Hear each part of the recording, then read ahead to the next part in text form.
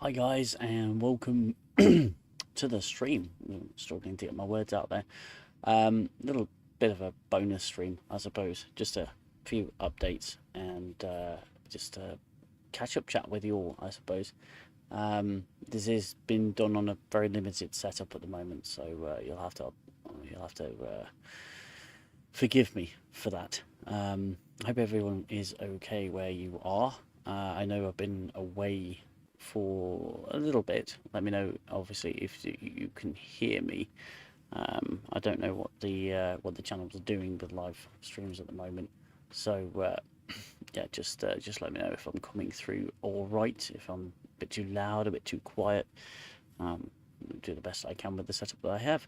I hope everybody is doing pretty well where you are, and yeah, it's been a quiet few weeks since we stopped doing 10 forward. I've been working on some other projects as well as sort of trying to get uh, my feelings straight and everything together. Uh, and hopefully, we will be back in July to do some more episodes of 10 forward. Which I'm certainly looking forward to. However, not looking forward to the return of Strange New Shite, which is going to be. I think we all know it's going to be. Um, there have been some more previews that have come out, but as of yet, we've sort of been told about there's yet another season, so the season 4 and now season 5. Season 5, it's of course going to be 6 episodes long, so only 6 episodes of pure torture for that one. But it does strike me as very odd that that they've decided to go with 6 episodes for the final season. It's hardly a season worth doing, really, in my opinion. But it is what it is. um, Feel free to drop the chats. Let's get a conversation going. Hello, Guna. How are you, my friend? Can you hear me all right? Am I a bit too quiet? I'm trying not to disturb um, the wife who is currently taking a nap. Um, yeah. Hello, everybody. It is good to be speaking with you once again. I've just finished up a game stream on my gaming channel. Um, I was playing some Silent Hill, the original Silent Hill, back on the old PlayStation. Dug the PlayStation 2 out of mothballs. So I thought I'd just follow up with a little bit of a stream afterwards, just to touch base with you guys. You remain my you remain my subscribers, a lot of you, so thank you for that. I know that the channel's been really quiet lately. I've not really been doing much with it, and there's a few reasons for that, really. um, I've been finding that I've been finding it very difficult to stay in the negative zone with regards to the things that I'm doing on YouTube. Being the person who's just doing videos to react to negative stuff that he sees out there on the airwaves. Um, and I try to sort of move away from that very early on in the days of even 10 forward, where I was trying something a little bit more. I would use the word abstract, but I don't think that's the right word. Something a little bit different to what I would normally do, which is the reaction reviews that I did with Strange New Worlds and Picard and Discovery. And I wanted to branch out into something a little bit more mainstream, I suppose, and do reviews of the episodes of Star Trek that I love. I wanted to get out of the negative area. Certainly, that's the sort of thing that people came to the channel for. I wanted to move away from that and try and review stuff that I loved. So I did 3 retrospective reviews on some of my favourite DS9 episodes, and I said that I would continue doing them. But it is absolutely soul crushing and heartbreaking to see that when, with the amount of, it's like my reviews, for example, are so low effort. I have them done in about 3 hours. Filmed, I watched the episode, it's filmed and it's reacted to and it's reviewed, if you can call it a review, in 3 hours. Whereas I'd spend 2 weeks on the what I would call the preferable review, the decent reviews, and I'd get 300-400 views, all of which I was incredibly grateful for. Okay, so don't get me wrong, I was incredibly grateful for those views and for the likes and for the lovely comments you left on the videos, or everyone who watched it. But they didn't gain any momentum. Now, there's a few reasons for that. Obviously, they're not topical videos, they're not topical reviews. They are these random reviews that I just decided to do because I liked the episode. And I really enjoyed making them, and I really enjoyed passionately talking about Star Trek and breaking down those episodes, giving you an overview of the story of those episodes, and then giving you my analysis at the end. The production values were a lot higher than what I had done before, but it just seemed to me, it just seemed to me that people were coming for those reaction videos, and I ended up getting a little bit disheartened. And the reason I haven't done any more is because you sort of have to weigh up the amount of effort you're putting into something and the return that you're getting on it. It's like a bad investment in that sense. Yes, there'll always be people like yourselves who will watch those videos, but coupled with that, you've got the algorithm, the YouTube algorithm, which I think is designed to punish the smaller channels. Xell's brought it up in 10 Forward. It's been designed to stop those smaller channels from gaining any traction, unless you make a video that absolutely goes viral, and then you're on that train. You are making content that's on that train. So that's where I was very early on with the stuff that I did, and I remember thinking at the time, is this all I am on YouTube? Someone who, as Google AI will put it, comedically reacts to videos. I'm not sure, to varying degrees of humour. I don't know whether I'm actually that funny. Did I want to be that person who just reacts? You realise that I don't want to be just one of those guys that reacts and gets a temporary laugh out of people, and then months later they think, well, that person's really stupid, because they're not offering any depth as to why they disagree, And unfortunately, the Strange New Worlds videos that I'm going to be doing I'm going to revert back to those reaction videos, because it's the quickest way I know how to get a video made in the very, very, very short time that I've got to make those videos. I have one evening every week to make those videos, to get my opinion out. And the thing is, I cannot work until 11 o'clock at night. Certainly not now. I have to be up at 4:30 the next morning, so it's very difficult to make those streams. Now, we'll be doing the 10 Forward streams off the back of the Strange New Worlds videos. I'm absolutely positive that we will be back, but in terms of every week doing 10 Forward, I'm not sure about that. Hello, Reaver. Hello, Games Librarian. Hello, Guna again. How are you, my friends? It's good to have you here. Just to finish up some commentary, reading it now. Glad I could watch the stream. Thank you very much for joining the gaming stream. Love the Silent Hill stream. Brilliant. Thank you very much.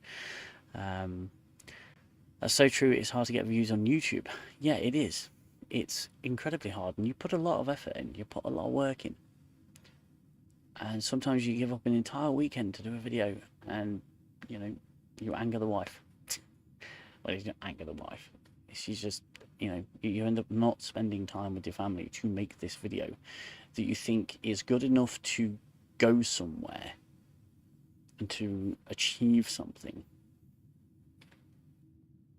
and YouTube will not push it. Oh, they'll push the Acolyte reviews because, again, people are angry about the Acolyte. People are annoyed and disappointed about the Acolyte. Of course they are. It was a lousy show. But the stuff that people are passionate about, they won't push that. Yeah, YouTube likes videos that are trending, which is why YouTubers covered Snow White when they don't actually care about it. Yeah, and again, that's just something I'm not willing to do. I don't care about Snow White. I don't care about Snow White. To be fair, me having my interest in my hobbies, I barely cared about the original. I'm not a massive Disney fan now, but the wife is. Yeah, she won't watch Snow White. It's no good at all. It's definitely not what you are. I believe you need both the good and the bad. It's not your fault there's so much bad out there at the moment. You're brilliant discussing both sides of the equation. My friend, that's very kind. And again, I'm not denigrating anyone's opinion of the channel and what they think of the channel, but it's more about what I think of the channel. And part of the reason I started YouTube is when, around the time that I lost my old man and he passed away, I started thinking about legacy.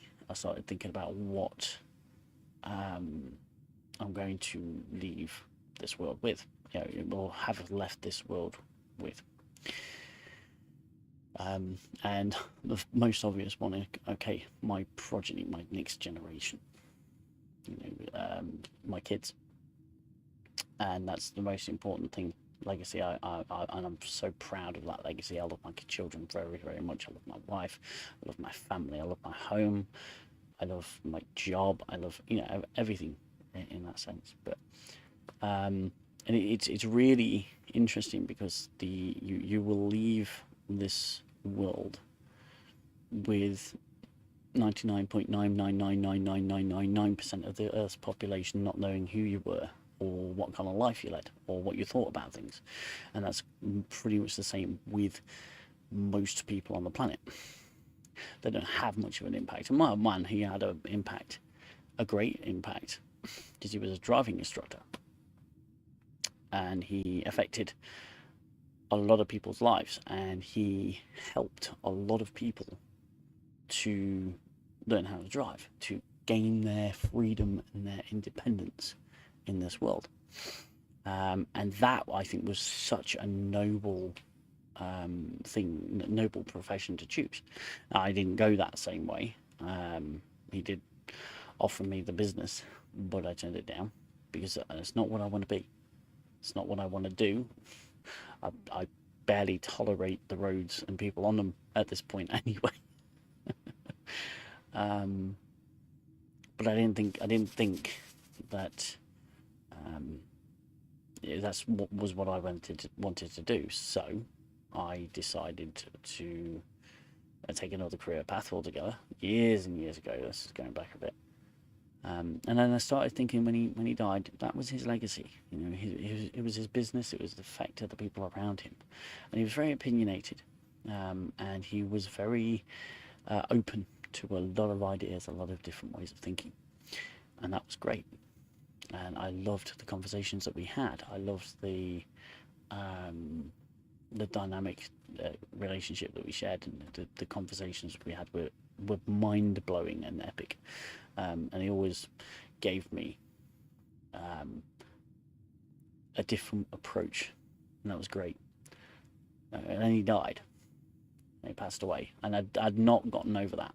And this part of the reason why I'm taking this hiatus is because I've realised I hadn't actually moved on, and I said it in my visitor review that I hadn't, like Jake, I hadn't actually moved on, and I hadn't actually dealt with it. But I digress a little bit. I wanted to leave. I wanted to add something to me and to who I am, and put it out there in the world. A lot of people aren't comfortable with that. I get that, and a lot of people don't like to be broadcast to the world of the internet. If nowhere else, it's bad enough being broadcasted in the news, in television in general, let alone to YouTube. But I thought, actually, I want to make some content that will be out there in the cloud long after I'm gone, hopefully. And I've started thinking about what do I want that to look like, and what do I want to say on YouTube, and what do I want to be remembered for on YouTube, should I, it just inevitably pass, but should I, pass before my time. And I started thinking about what do I want to be known as just some guy who reacted to things, or do I want to be known as the person who analysed things? And again, this is about my perception of the channel. So I want to move away from the reactions, away from the direction that I was going in terms of videos. Now, I'm going to have to revert back to that first Strange New Worlds because it sticks with the format. But I think that if I'm going to continue with the review channel, I've just got to think about what it is I'm putting out there. Because it's very easy for the Drinker, Mauler, Gary, and all these other big YouTubers, the guys who have actually beat the algorithm to smithereens and are very popular, to be able to say the sort of things that they say. Now, you may agree with what they say, you may disagree with what they say, you may think that some of the things that they say are mean-spirited, and I think occasionally they do cross lines that I don't feel comfortable with. And I found myself making that mistake in one of my videos. And I said it without any filter.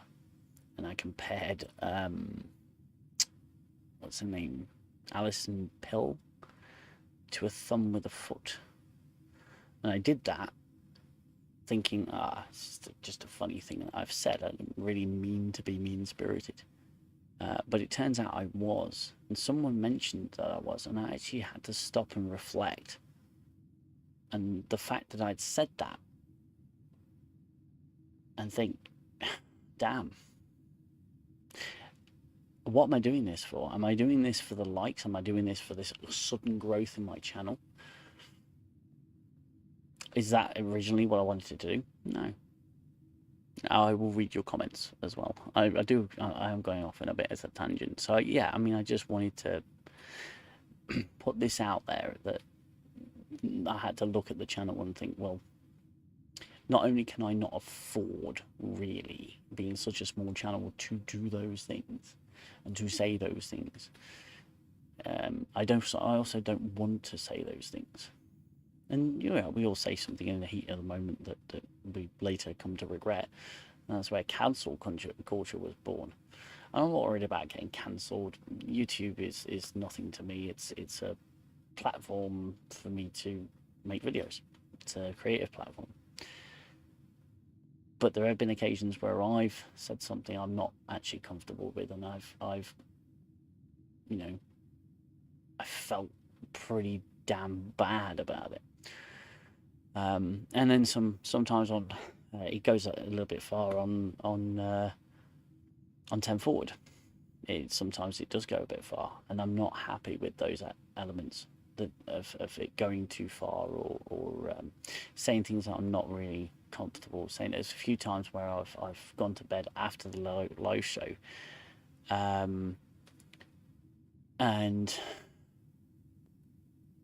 I've sort of thought I probably shouldn't have said that. I didn't want to say that, and also additionally, something that's been bugging me. Obviously, we had Carlos Bina come into the stream, and he's become quite I wouldn't say a friend as in you'd call a classical friend, but he has become quite an acquaintance. We've been chatting in the background. It's been really awesome. He's such a great guy. He's a great person. And we've got Otoy in the Discord, and Carlos in the Discord, and I'm thinking, not only do I feel this way about some of the things that I said by myself, especially, but I also think that it's all optics, and I don't want the channel to be this edgy channel. I want to actually, talk to the individuals, these great people, without them looking at something I've said or done and thinking, I don't really like that. I don't really like that. That's kind of mean spirited. So yeah, let me just get through some of these chats here. They've been coming in quite strong, and this is, like I said, none of this is aimed at anybody else on the channel. Xell, if you're thinking this is aimed at you, it's not. Okay, it's just something that I've got to try and filter through what I actually want from the channel. Just listening in while doing bits. Hello, Watch Nerd. Welcome. I'm glad to have you in the chat. Hey, I just that's my opinion, but you must always do what's right for you. No, I appreciate it, and again, some people might receive what I'm saying positively and with a degree of humour, which is always intended to be.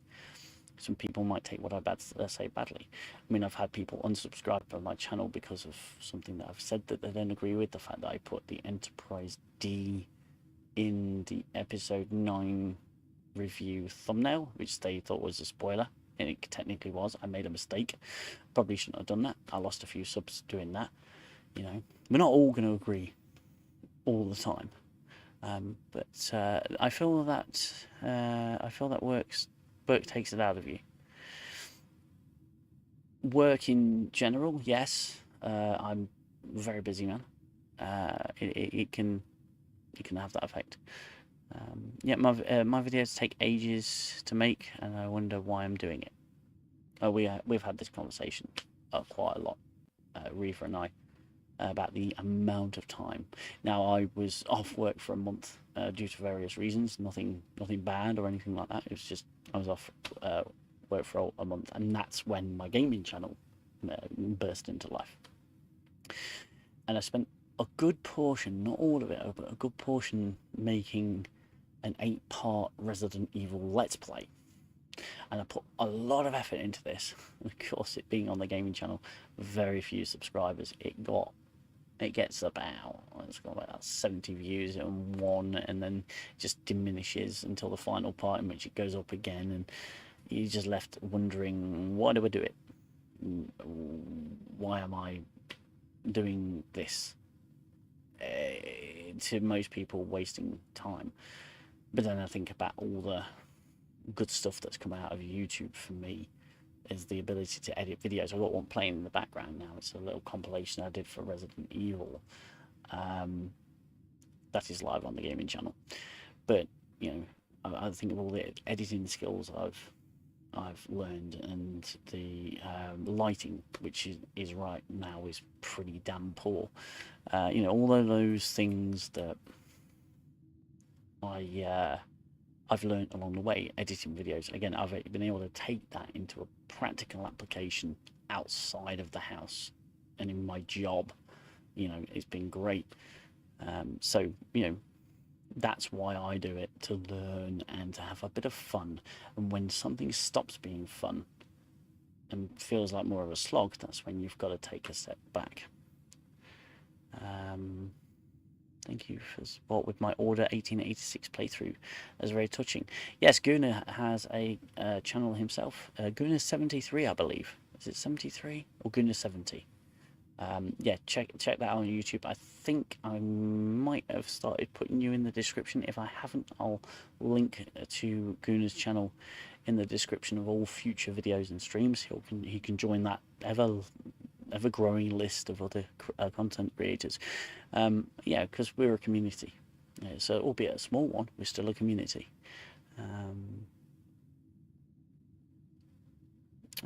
Butcher it. You've got to do what makes you happy. Yeah, you do. You have to. What you do makes you smile, then you're a very rich person. If it begins to not make you smile, that's when you have to take a step back. You're very blessed to have a loving family. You don't know the alphabet, pal. I'm very blessed to have my wife. My wife is an extremely important individual in my life, and I don't know where I'd be without her. My kids as well. I love every single one of my children. They are amazing people, amazing young people. Drivers up the wall, of course, but that's by the by. We still love them. Driving is awful nowadays. Used to be so much nicer, especially horrible in London. So I completely understand that decision. Yeah, there's no way I'd ever drive around London. I'd have to be bonkers. The loss of a parent is the worst. Hello, Xell. You're right, my friend. I smell monetization. The loss of a parent is the worst. Yeah, it is. It's kind of like you lose a bit of bedrock in your life. You lose a foundation. You lose a supporting pillar of your existence, and it's gone, and you can never get it back. And it is awful. Awful. Bradford is terrible. Driving 90% of the cars have no insurance. It's very true. It's terrible, Librarian. Ultimately, you got to do what makes you happy. Yeah, and don't get me wrong. I still find doing YouTube a happy thing, but I can't. It's like we were talking about. It's still going. You have to be yourself, true to yourself. Yeah, you do, absolutely. I felt the drink across the line with the Last of Us 2 video. That's sort of what I'm talking about.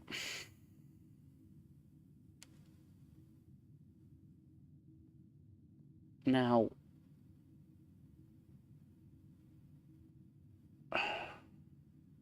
The Last of Us 2 was always going to be a divisive subject because it was a divisive game. It was incredibly divisive. And the show was going to do that as well. But I think we can resort to, and this is always my point, I think we can resort to bashing the show because it deserves it, because it's not up to standard, and Neil Druckmann needs a serious wake-up call because he's not created art, he's created, an abomination. We can discredit Neil Druckmann for that, and we can discredit the show for doing what it's done, just as the game did what it did. But I don't agree with the Bella Ramsey stuff. Bella Ramsey's, regardless of what her opinions are, I don't really care. And again, I was talking about Alison Pill earlier, and the thing that I said, I thought I was being funny until I really stopped and thought about it. I don't agree the drinker should be saying things like, the potato jokes and everything like that. Don't get me wrong. There's memes on Facebook that I laugh at that I probably shouldn't, but I do find funny. But it doesn't mean I'm going to spread or repeat them. I have to be careful what I say and what I do in my life anyway, but I have to sort of stop and reflect on things when I feel that I've gone too far. And I think the drinker and open bar went a little bit too far with the Bella Ramsey stuff.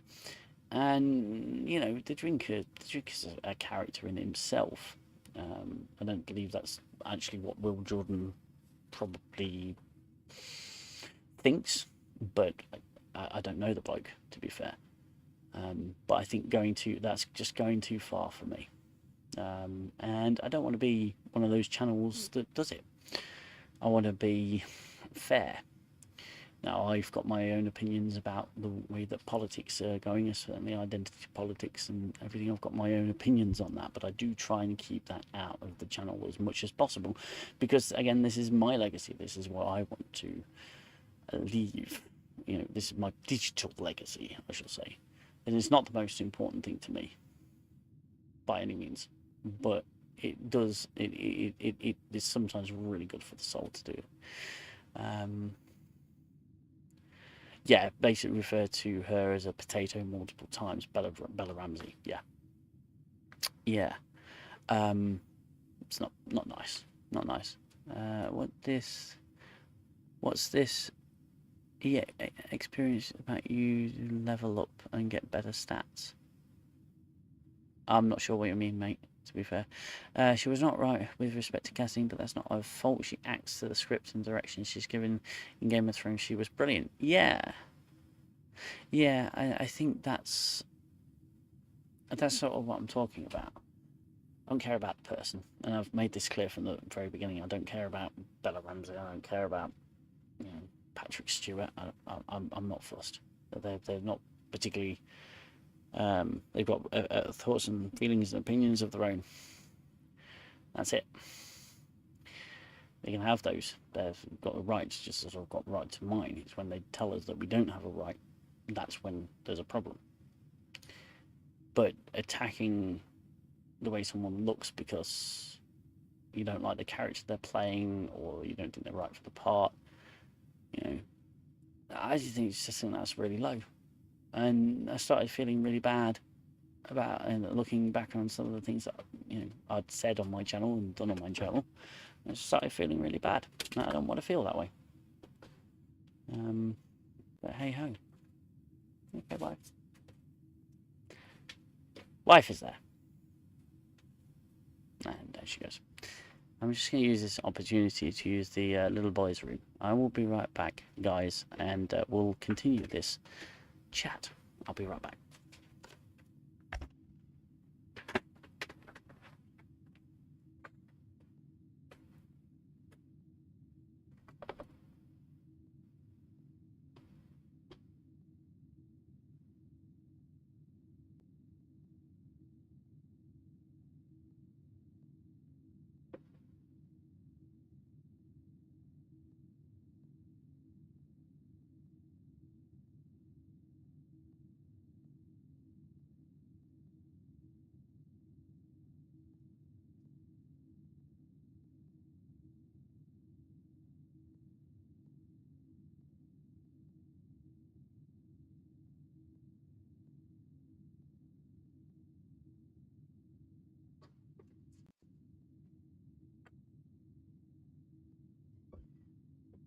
Do apologise for that. Hopefully I didn't do a Frank Drebin and take the microphone in with me, and you just heard everything with me going,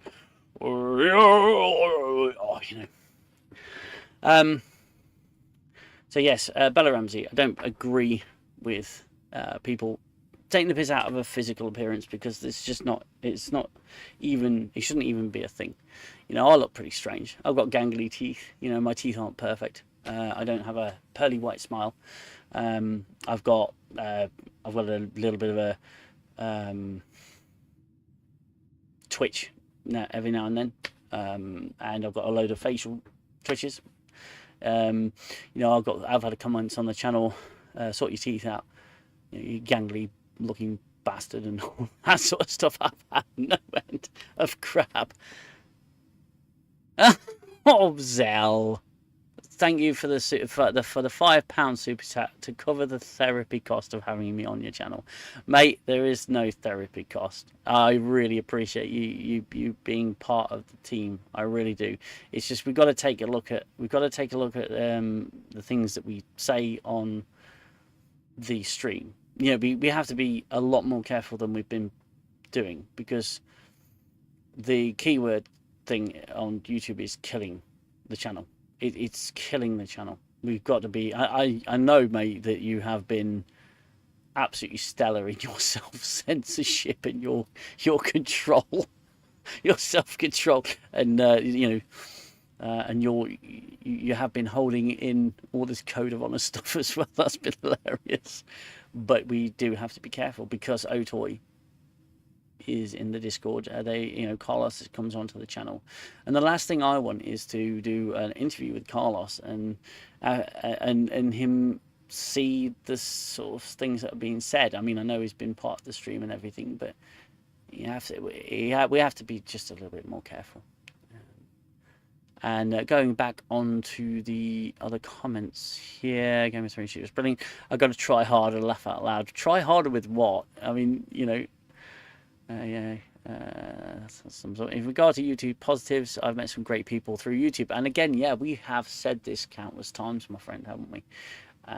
That we have met some great people through YouTube. I've got a great Discord server with great people in it. And if you haven't joined the Discord, I'm sort of baffled as to why. Maybe it's a Discord thing you're not used to.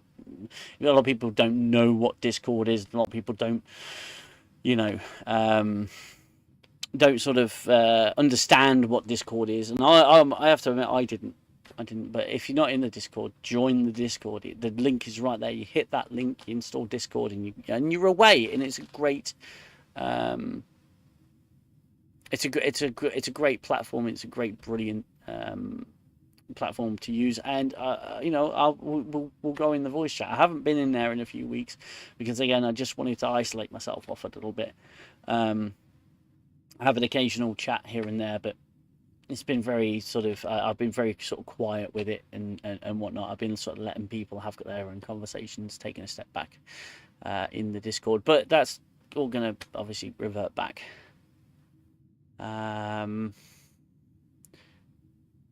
Oh my god, you don't need to do that. That's too kind. What? Oh, no, yeah. In terms of putting the stuff in the description. Oh, mate, of course I will. Of course I will. Everybody's got their own little projects. Everyone's got their own little projects. Everyone's got their own thing that they do. And this is why I have the promote yourself thing in the Discord. I'm happy to have it there. I'm happy for you to put anything that you want in there. As long as you're not promoting OnlyFans. It's fine. Xell might. And to be fair, he's trying to convince me to do OnlyFans. But unfortunately, ain't no one going to see that. Ain't no one want to see that. Another loss of a parent all too well. I lost both. One through death, the other through abandonment. Probably explains my mental state. Xell, I think we can all agree there that the loss of a parent is an awful thing for anyone to have to go through. I imagine the only thing worse is a parent losing a child, which I have witnessed, which is awful. There's no words I can use to describe how that would feel, but yes, losing the old man, I had a big impact on me, and it stayed with me for a bit. Xell will no doubt probably attest to, and Guna as well. I lost my dad in 2006, and it still hurts like hell. My friend, like I say, you come into the Discord chat, we can have a good therapy session. It would be really something to talk about. Now, I can't really talk to anybody in my life right now, for whatever reason. It's very hard. It's very hard, especially when you've got no one to sort of vent out to. I can vent out to the wife, but I live with my wife and see my wife every day, and it's very difficult to.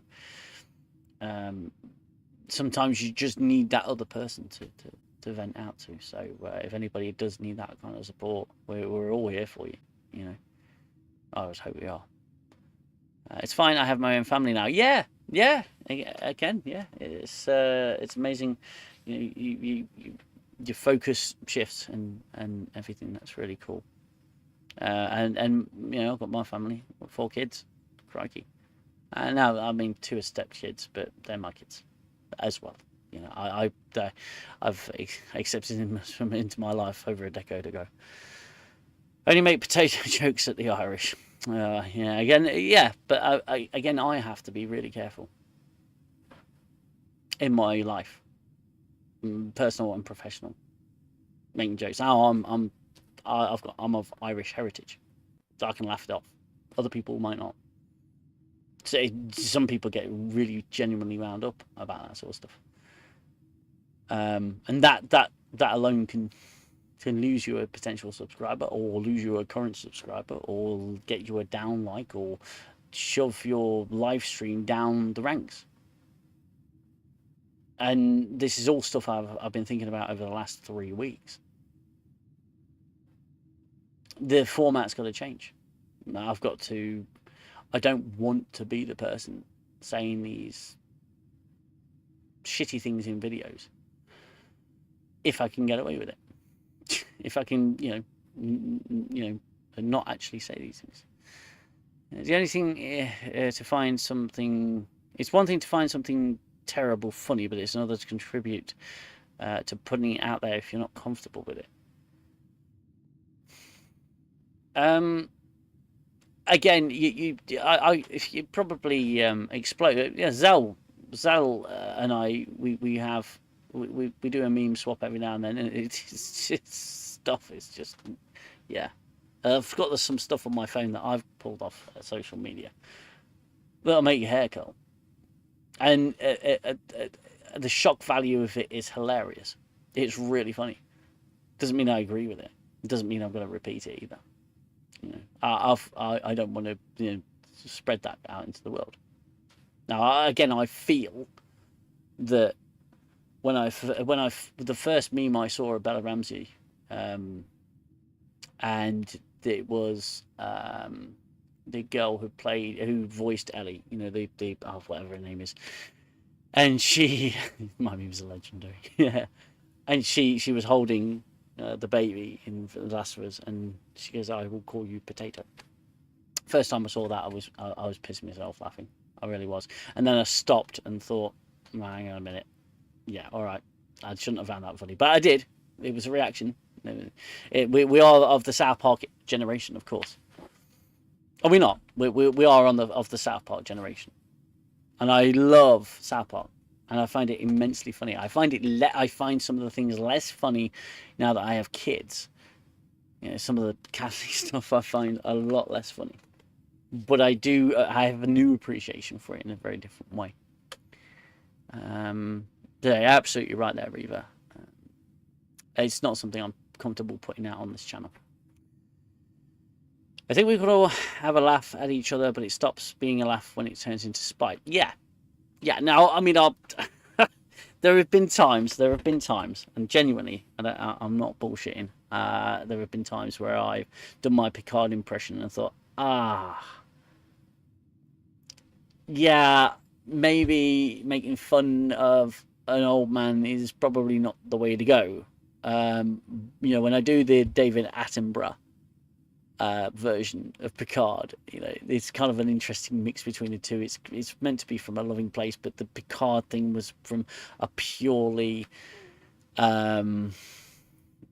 cynical side of me, and I still enjoy doing that impression to this day. But it doesn't mean that I've got a problem with older people. I'm getting old myself. This up here is all grey now. I'm getting old. It's not blonde. I've checked. I've had it checked. It's grey.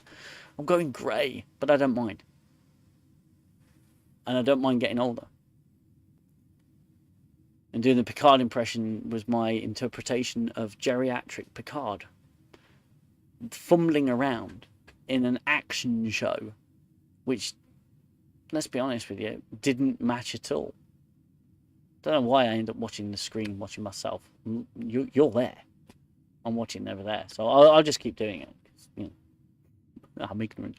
But no, the whole thing behind the Picard voice was that they got this fucking 80-plus-year-old man going around getting blown up and kicking ass and getting dragged around. Instead of having him be the mentor, the admiral, they never really got him doing action related stuff in the next gen anyway. It was rare, but it did happen, but it was rare.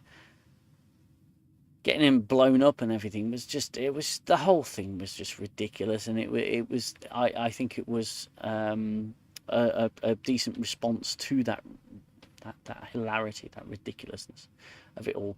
But if you're going to take the piss out of Bella Ramsey because she looks different, I think that's just a low blow, and it doesn't need to happen. I don't agree with her about any of her politics, really. I don't agree with her on a personal level. I don't agree with Arnold Schwarzenegger about a lot of the things Arnold Schwarzenegger says, or Kevin Spacey for that matter. But I can enjoy a Kevin Spacey film, and I still do. And I don't veto Michael Jackson's stuff because he was a bit weird, or he looked a bit strange. But I don't take the piss out of the way they look.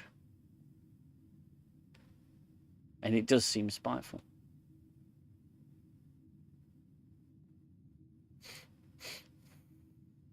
It's in the chat that it gives the experience for comments.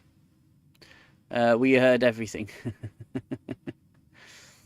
We heard everything. Oh yeah, yeah. It's a great bathroom. I do try putting noise gate on, but you know, do my best French drubbing there. I'm actually behind on the chat. Personally, I think Drinker and those fools are just grifters.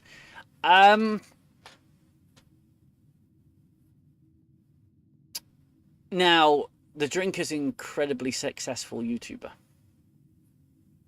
And I think the Drinker is the least grifter of them all.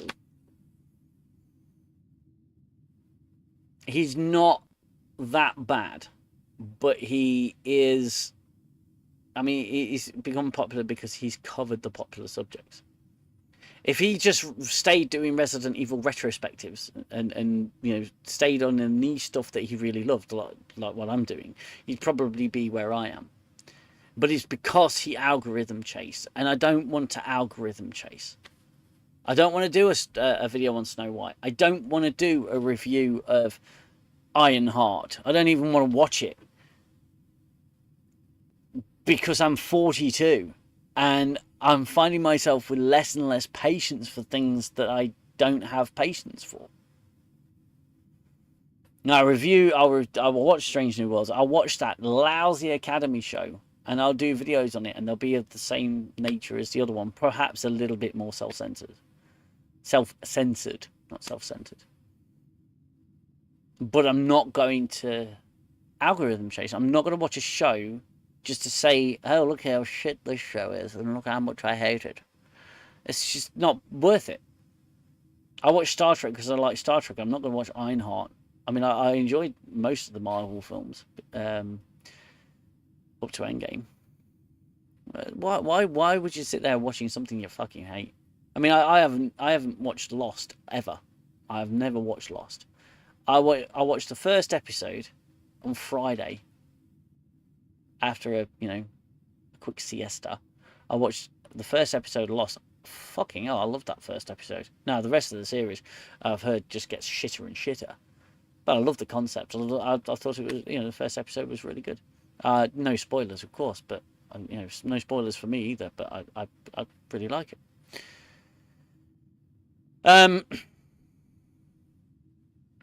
So yeah, I mean, the Drinker's making videos. He's very successful. He's very popular. And what I like about the Drinker is that he writes his own books, and he's making his own content, his own movies, and he's learning. He's actually actively doing something, and that's where I've got respect for the Drinker. The Drinker actually is an artist himself. And that's where I have a lot of time for Ripperverse. I forget his name now. Eric July, isn't it? Because he's making his own stuff. And in some ways we have too, because we did Star Trek Odyssey. We conceived of a show. That's our show. We made that. Me, Xell, WatchNerd, and all of you guys who commented, we made that. Now, it's not a thing. I'd love it to be a thing, but it's not a thing. But we've got our creative juices flowing, and we offered a solution.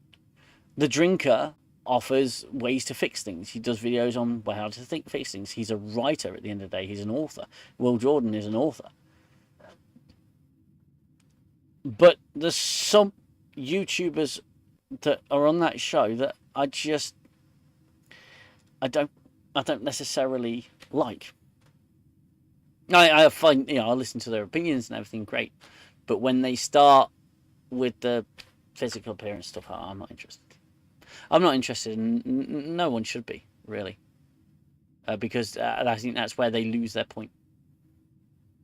I think that's where they lose their point. If they're using physical appearances as a reason to, chastise someone, nah, it doesn't work for me.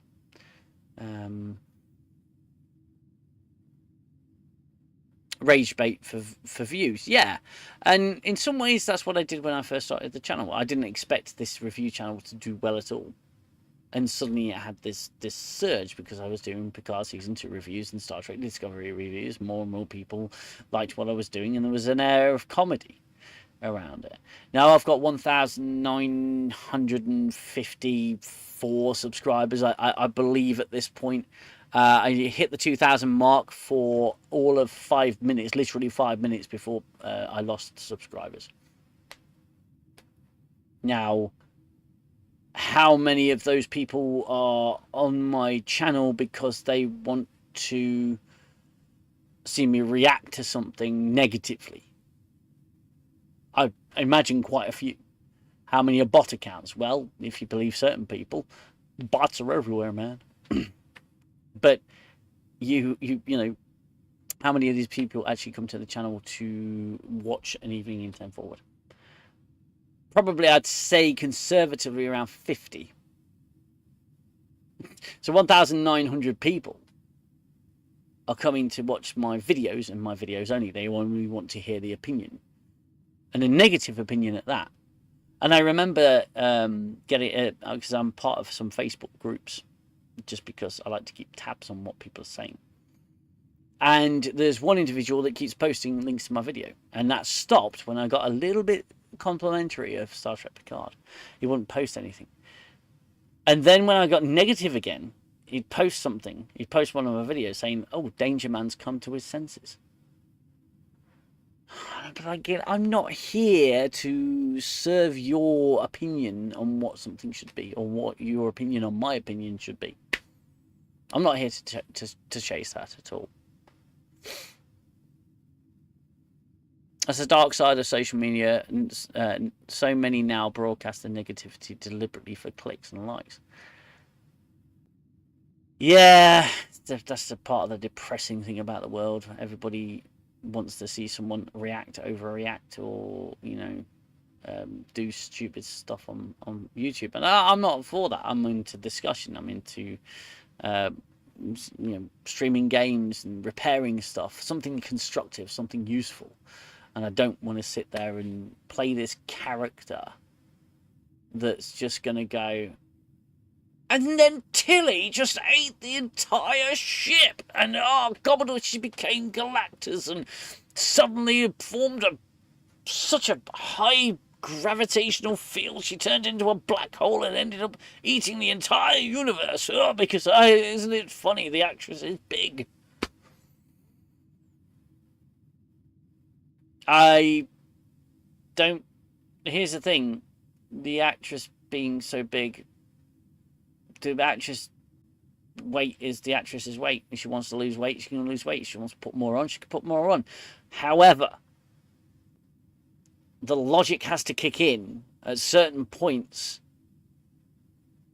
when she is in a show set in a world where people generally in the Federation aren't massively overweight, and athletically she would not be able to outrun an Asian officer who is clearly faster than her. She wouldn't be able to do that. I think that's where the ridiculousness came into it. Weight has nothing to do with it. Weight has nothing to do with the reason Tilly's so unpopular. It's the fact that other people were telling us that she was the bestest ever, second only to Space Jesus.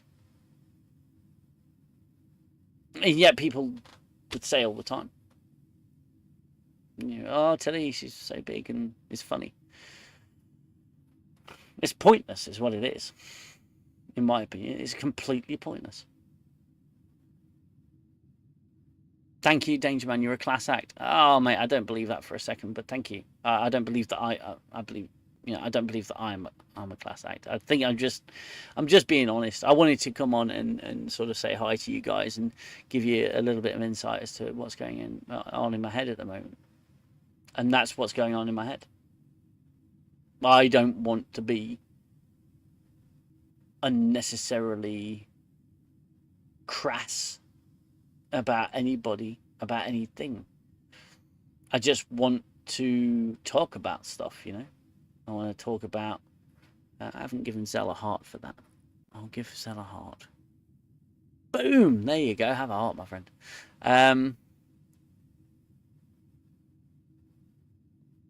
Mummy into the legendary. Yes, Ashley Johnson. That's the one. Yes, yeah, that was the actress who voiced Ellie.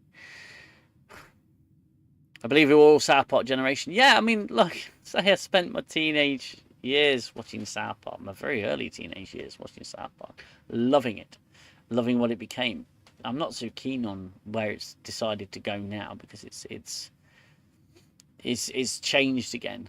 But yeah, South Park was hilarious, and it still is funny, and I can laugh about it, you know. But the quote Karens can't. They take everything so seriously. I'm from an older generation than that. I feel old, but to Ronnie's generation. Well, yeah, I mean, I was Alias Smith and Jones, Two Ronnies, you know, Russ Abbott Show, all of that wonderful sort of 80s and 90s humour. I was very much that generation. South Park as well. I mean, South Park started when I was still in school, towards the latter years of my second college, basically. But I was watching that. I was watching all sorts of stuff, the Two Ronnies, and a lot of the older stuff my old man introduced me to. A lot of the older stuff. I can say with one thing, agree you are not wanting to do negative reviews or trying not to, but for me, hearing someone air views that I had made me feel like I was not alone.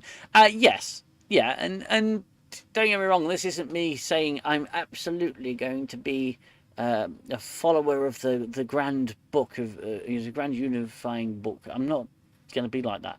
I'm going to still give my opinions and my thoughts and my feelings. It's just I have to keep myself in check every now and then and think.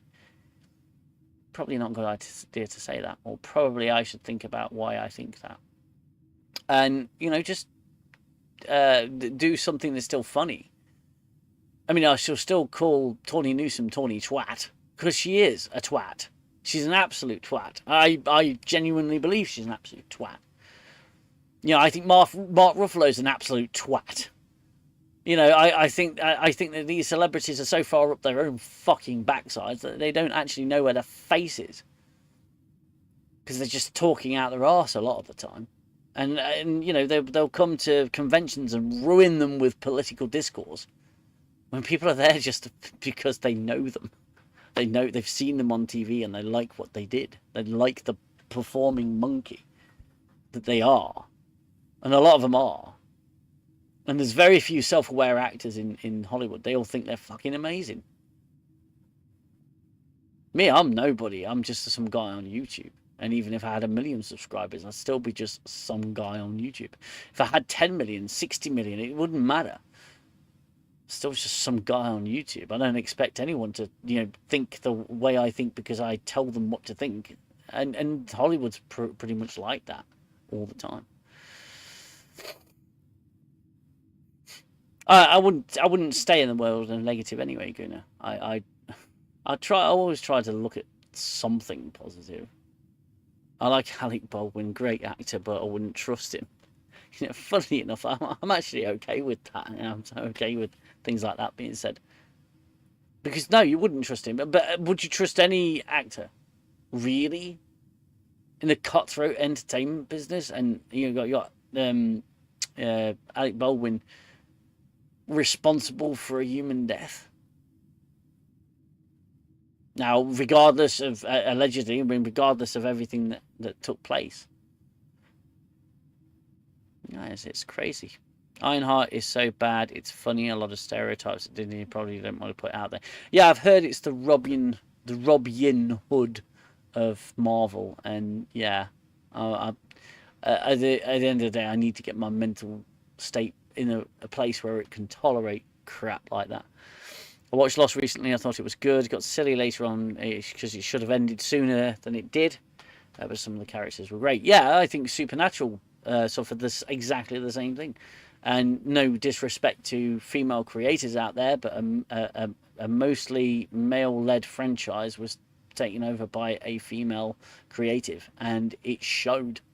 It showed because all of a sudden Sam and Dean were crying every fucking episode after season 5, after Kripke left. But then Kripke went all fucking woke brigade with the boys, didn't he?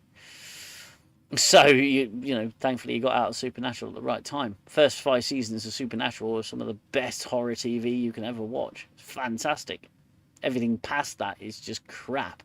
It's literally just fucking feelings. Horror feelings. Awful. So yeah, I agree. Lost is probably going to go the same way. I'll watch it to a certain point, but it's literally something I just stuck on because I was bored. We're being turned into bots, policed with what we say, how we act. Yeah, I agree with that somewhat. I don't... How can I put this?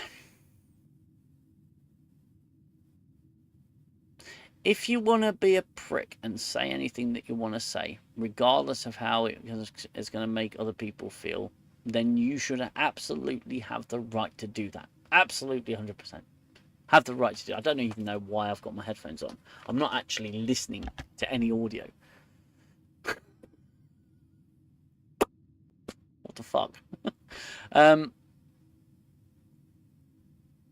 Yeah, be who you want to be. Say what you want to say. You should have the right to offend people. But public opinion should always win. The court of public opinion should always win.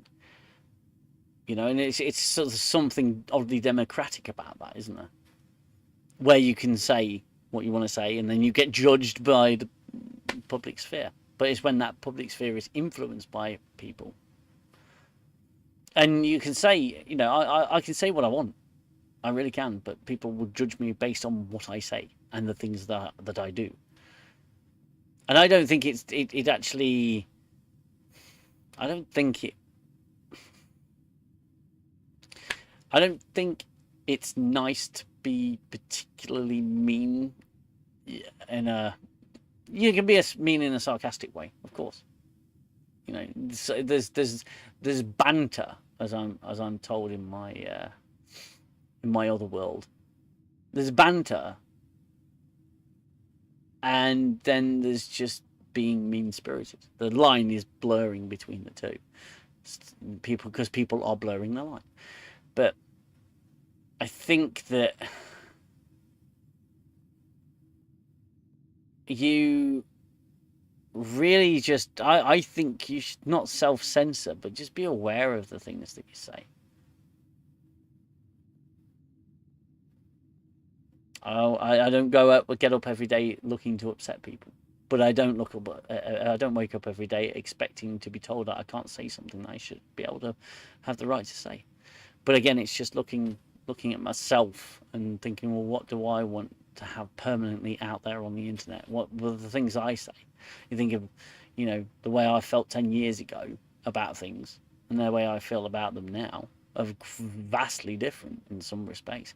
But 10 years ago, the things I said probably wouldn't be very well received nowadays. But it's not about, to me, it's not about self-censorship. It's about just stopping and thinking about what you say before you say it.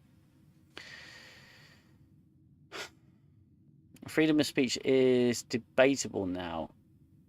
Oh, yeah, but again, my opinion is say what you want. The court of public opinion should handle it.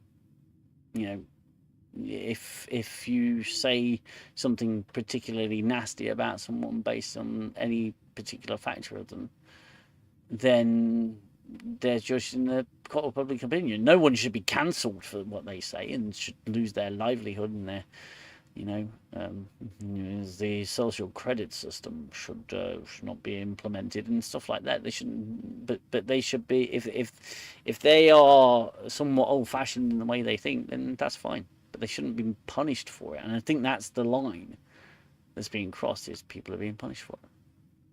Tilly managed to win a race while dehydrated. She's part camel. Yeah, she's storing water. And again, that's not about her physical appearance for anyone who's listening. It's about the fact that camels retain water. She should be severely dehydrated, but she's not.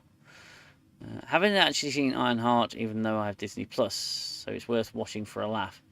And again, finding stuff funny.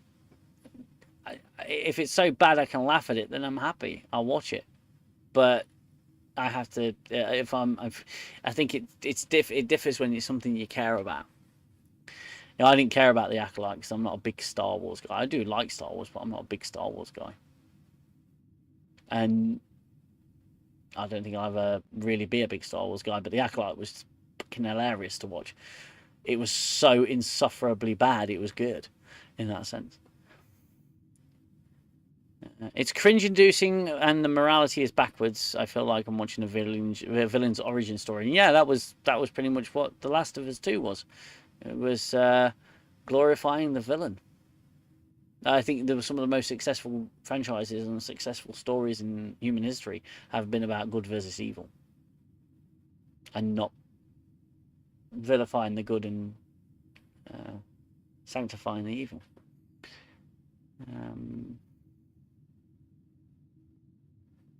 As an aside, I found this channel back in 2022 when I was watching Picard Season 2. It was nice to see I wasn't alone in thinking what I was. Yeah, and again, I'm going to try to retain some of that and still give my thoughts and opinions on stuff. But I think it's just, I really am going to struggle to get through Strange New Worlds.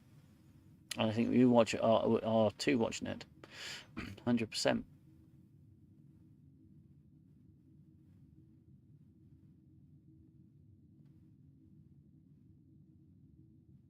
Oh my god, Tawny and space users can't spell her name. Yeah. Yeah, I just dislike them. They're just not likable people. It's got nothing to do with the colour of their skin, their gender, their background, or anything like that. They're just twats. They're just twats, aren't they? Let's put it this way, they're just complete and utter twats. Taniqua Martin Green, I think it is. And Tawny Newsom. Amanda Stenberg as well. Twats. I'm sorry, but who at Paramount honestly thought that Star Trek Discovery was a success? They're fucking delusional. It wasn't a success at all. It was a failure. Massive, monumental failure of a show. And the New Trek project has been a complete failure as well. Both seem pretty meh. Totally with you there, Watch Nerd, with regards to this channel. I thought that's funny, keeping your ears warm. Yeah, this headphones. Stupid. Here's what I meant to say. There was spite is horrible, but even banter is now poo-poo. Yeah, banter's becoming a thing you have to be very careful of. You have to share it with the right people, and if you don't share it with the right people, then all it takes is one, which it shouldn't. It shouldn't be like that. I recall of public opinion some of the Glastonbury clips I've seen. Yeah, absolutely. Yeah, I'm not re-uploading my Let's Plays to the original Resident Evil because there were parts that I reacted to things that were going on in the summer of 2020. Yeah, and again, you're not allowed to talk about that either. You know, it's only one of the biggest. It's only one of the things that has affected the world the most in the last couple of decades. You know, it's a huge deal, and we can't talk about it because, again, that keyword software, it'll demote your stream, and it'll put you in the background, and it will shadow ban you, and it will delist your channel and stuff like that. And the channel has suffered from that. It is happening. It is happening. I should have growth on my channel, and I'm not. I'm not getting that. I'm not seeing that kind of growth. The fact that I had a weekly show that aired every week was consistency. And that's one of the things you need for success in YouTube is consistency. But the channel has not grown. Some people aren't even getting recommendations. Some people aren't even getting notified when I'm live. Some people miss 10 forward because they forget it's on because YouTube has not reminded them. The shadow banning is real. They shadow ban all the time. I have happy memories of our Acolyte streams. They were hilarious. They were so funny. They really were. I remember you showing me what YouTube make you cut out. It was awesome. Still hoping for season 2. I think a lot of people, a lot of YouTubers hope YouTube careers are definitely wanting a season 2 of Acolyte. I don't even disagree with those thoughts I had. I just don't feel a Let's Play is a place for it. Yeah. And again, a convention's not a place for a political discourse. You know,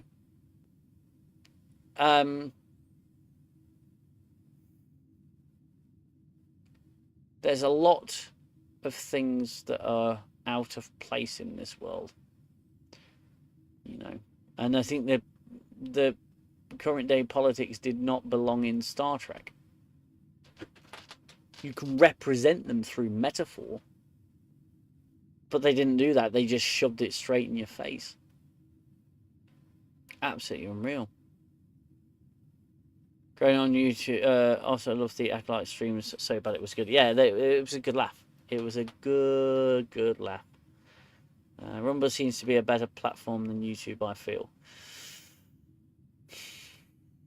Rumble's a tough one.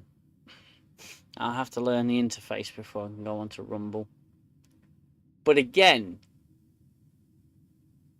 in terms of things like demonetization, stuff like that, you know, Rumble's probably a great platform to avoid that sort of stuff.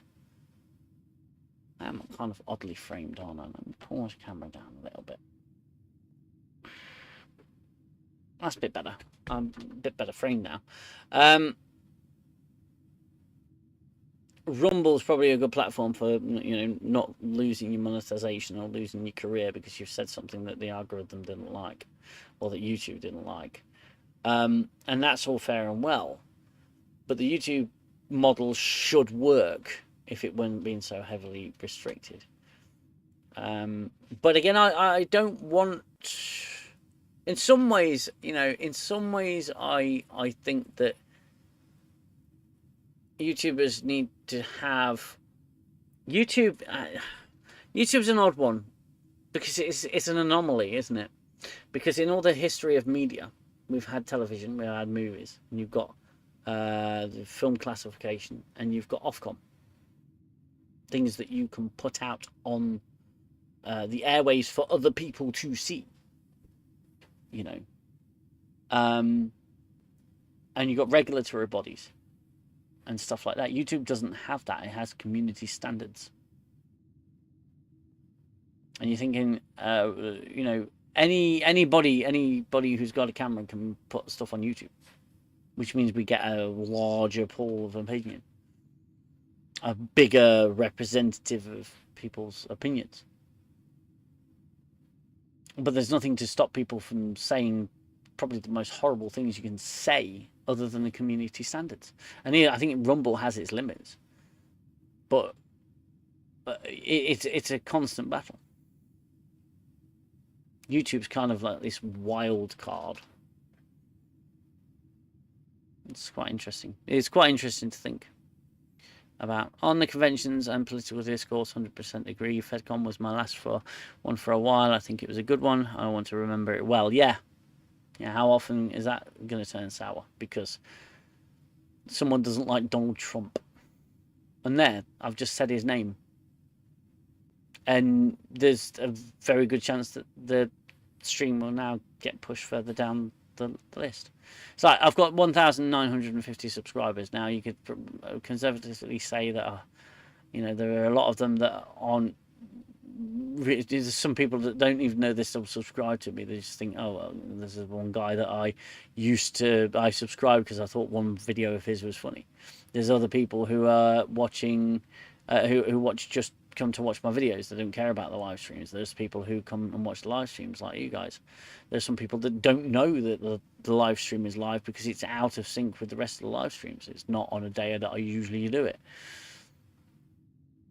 But but a lot of those people would not have been notified that I'm going live. I put a community post out. A lot of people don't get them. A lot of people don't see them because they just get buried. I've just said the name Donald Trump. Well, people don't like Donald Trump. Some people do like Donald Trump. Donald Trump's got nothing to do with fucking Star Trek, has it? Politics has got nothing to do with current day politics has got nothing to do with Star Trek. If you choose to write an episode of Star Trek based on current affairs, then you put it in there as you do it metaphorically. You put it in there as an allegory, isn't it? You don't feature you don't lecture people in entertainment. And entertainment, there's the key word, entertainment. Everybody has to be entertained in order for entertainment to work. If you're not entertaining people, you're just lecturing people, and it's just not good. And if you're not entertaining people, it's like Madam Web.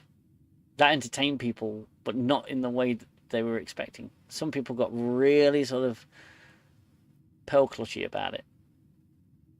Most of the stars went, yeah, shit, we know it is. Enjoy.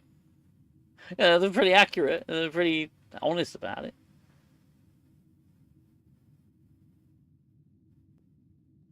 YouTube doesn't like the word rumble for some reason.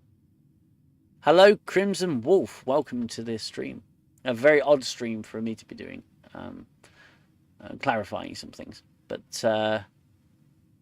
welcome. If you're new to the channel, please hit that subscribe button. Again, if I've earned your subscription, that is. So yeah, YouTube's a really funny animal. It's a really funny beast.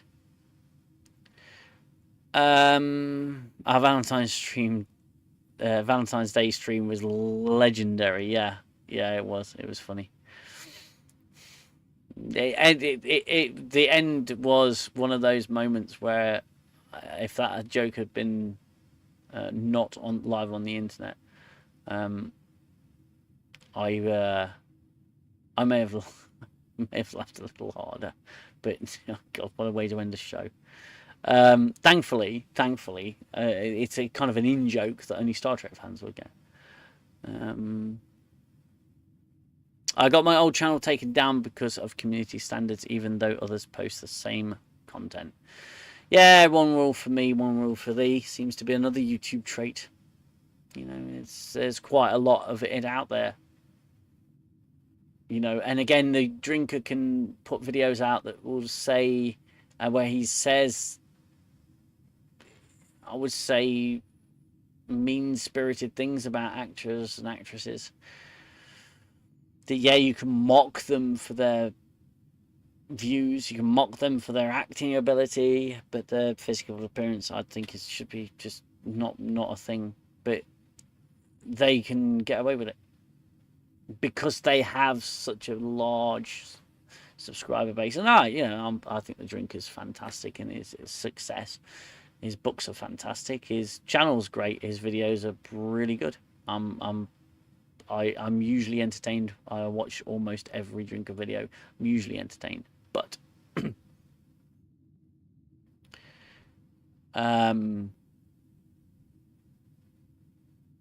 the trouble is Rumble doesn't have the user base to get much traction. Yeah, that's true. That's true. I have got a Rumble account. I've got a Rumble account. UK Dangerman repairs, reviews, and now I think gaming. I've got the account, but Reaver's right. The traction just isn't there. I'd probably get about 5-6 people live if I did a stream on Rumble. If I moved 10 forward to Rumble, I'd probably get about 5 views. And don't get me wrong, it's still a nice conversation. People coming by, liking the stream, liking the channel. It's great. It's part of why we do it, and we have a conversation. But in terms of those are some of my thoughts on you know, there's sort of things that other YouTubers choose to do that I was starting to do myself, and I'm not exactly in full agreement with the fact that we do that. I would rather, again, it's more that you know, I'm waiting patiently for Carlos Bina to have some spare time to sit down and have a chat with me, watch Nerd Xell, me. It doesn't matter. Whenever he's available. I am really looking forward to that day because the director of Unification would like to have a chat with me, and I would very much like to have a chat with him. But I don't want him to do an interview with me and then a month later going, I've seen one of your videos, I didn't agree with what you said, I'm not really comfortable, you know, and I don't want it to reflect badly on him. I don't want my channel to be something that reflects badly on him, and I don't want to be a channel that reflects badly on anyone, and I would like to be proud of what I'm doing. And I wouldn't be proud if I was the drinker. With having said what I said about Bella Ramsey, yeah, she looks a little strange. She looks like she'd, you know, she's got some very strange facial features. But guess what? So do I. She's a human being at the end of the day. And you can say whether or not she's a good or a human being or a bad human being. It doesn't matter. Pedro Pascal's face is everywhere, and he looks like an eagle. I could say that. He looks like an eagle. But physical appearance is nothing. He looks how he looks. The fact that I'm so pissed off with seeing his face is because it's fucking everywhere. He's in everything. And yeah, it's great that he's got this success, but I was sick of seeing Dwayne "The Rock" Johnson after a while. Because there's so few big stars out there at the minute. It's just default Pedro Pascal. Now we'll get Bella Ramsey in to play a part that she's no good for. Because she was in Game of Thrones and everybody knew Game of Thrones. Look at Game of Thrones, that became shit. After they overtook the books, it became shit. It was the hottest stroke I ever made. Yeah, little Renee. Not a good one. But the point is, you know, people are watching. Always. And what we do matters.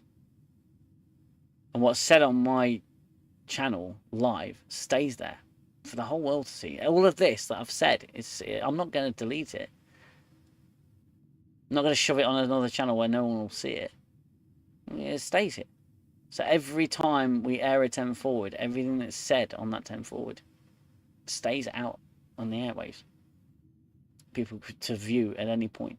And for example, say if someone at Otoy went, oh, there's this channel called UK Danger Man Reviews. Look, they made this little concept show called Star Trek Odyssey. And it's a superb concept, I think it is, genuinely. And they go, you know, we'll speak to this guy and just see if you speak to the team there and just see. And then he hears us saying something about Bella Ramsey's physical appearance. Probably thinks, actually, they're not very nice people. Well, I don't really want to deal with them. It's probably never happened and probably wouldn't, but you see my point.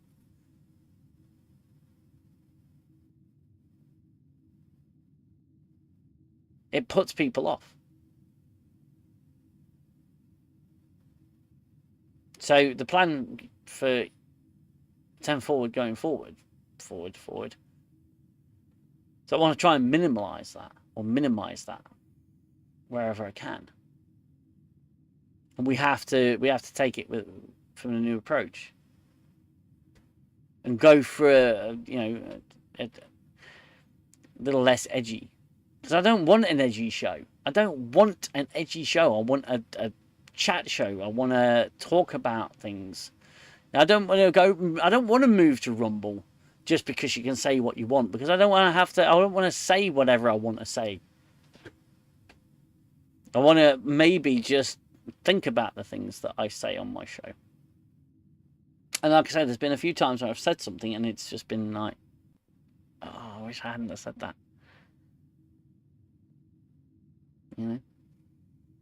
We should be proud of what we are given at birth and should not be judge someone by their heart and how they treat others.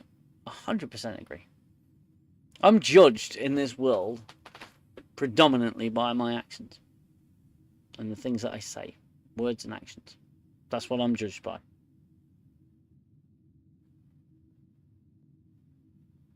I'm not a bully, nor shall I ever be. I will never join a mob and say, fire that person, she should be fired because she said this or he said that. Never, ever, ever, ever become that kind of person. And the minute I do, I can guarantee you I'm going to bloody stop myself. And I'm going to stop and think about what I'm doing.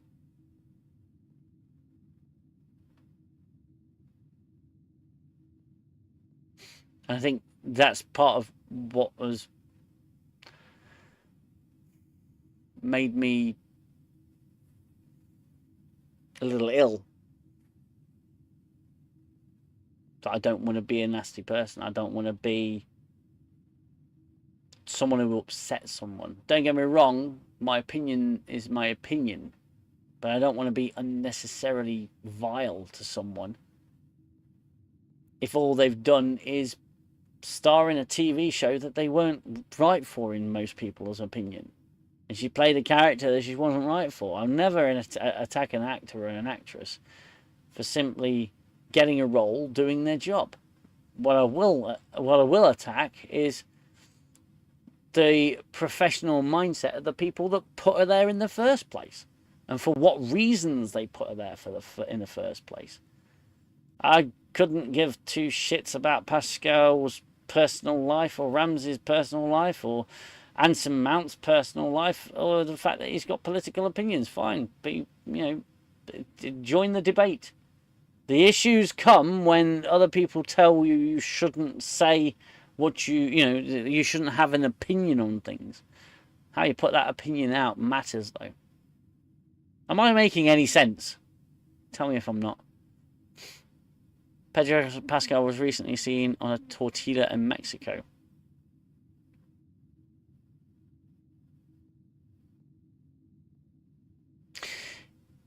Kind of like Jesus in that sense.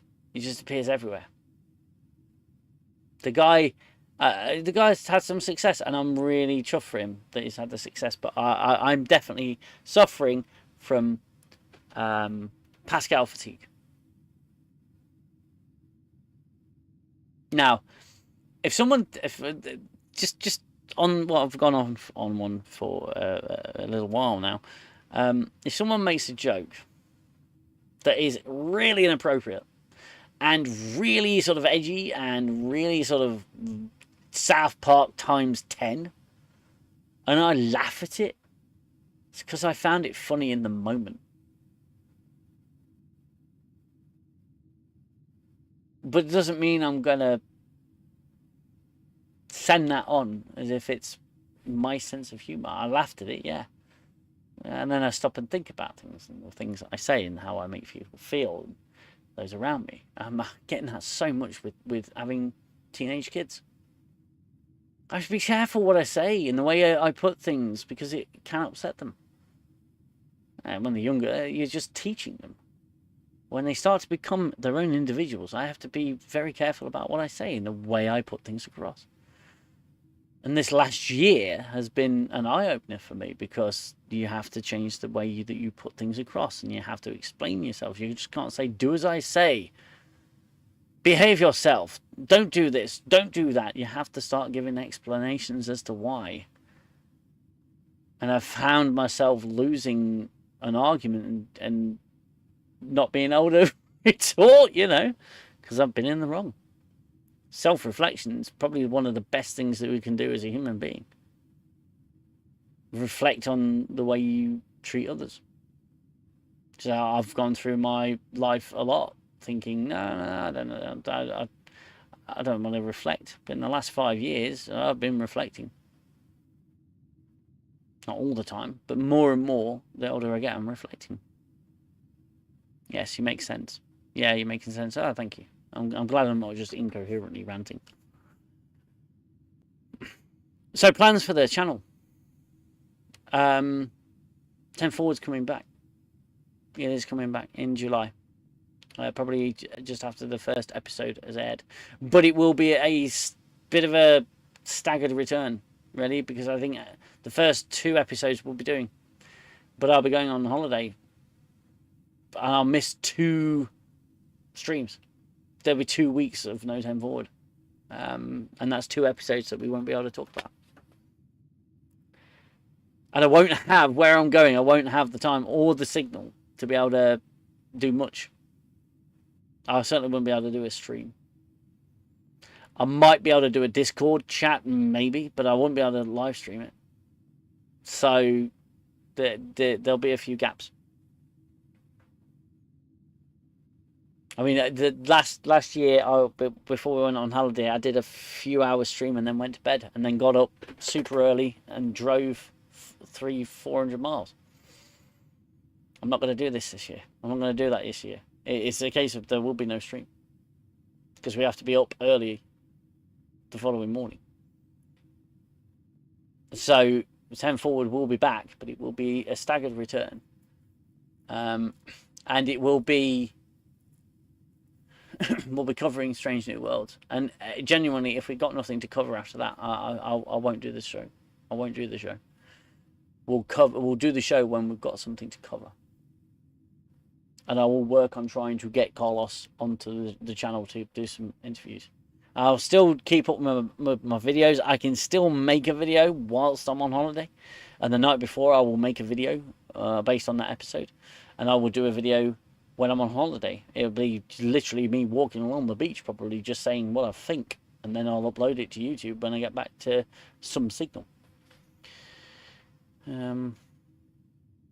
I would think self-reflection is one thing Star Trek would encourage. 100%, yeah, absolutely. And the writers would, the writers of classic Star Trek did that quite a lot. And it's something that's I see very rarely.